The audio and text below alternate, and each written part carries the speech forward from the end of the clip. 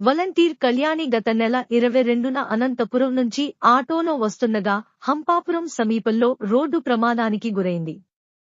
ఈ ప్రమాదంలో 5 మందికి గాయాలు కాగా ఈడిగా కళ్యాణి తలకు తీవ్ర గాయాలయ్యాయి. చికిత్స నిమిత్తం బెంగళూరులోని ఓ ఆస్పత్రికి తరలించారు. గ్రామస్తుల ద్వారా విషయం తెలుసుకున్న ఎమ్మెల్యే తోపుదుర్తి ప్రకాష్ రెడ్డి వెంటనే స్పందించారు. వాలంటీర్ కళ్యాణి విషయాన్ని స్వయంగా ముఖ్యమంత్రి వైఎస్ జగన్మోహన్ రెడ్డి దృష్టికి తీసుకెళ్లారు. స్పందించిన సీఎం జగన్మోహన్ రెడ్డి కళ్యాణి చికిత్సల కోసం ₹5 లక్షలను మంజూరు చేయించారు. కళ్యాణి చికిత్సలకు స్పందించక బ్రెయిన్ డెడ్ కావడంతో రాష్ట్ర ప్రభుత్వం కర్ణాటక ప్రభుత్వంతో చర్చించి ఆమెను అనంతపురం సర్వజన ఆస్పత్రికి తీసుకువచ్చారు.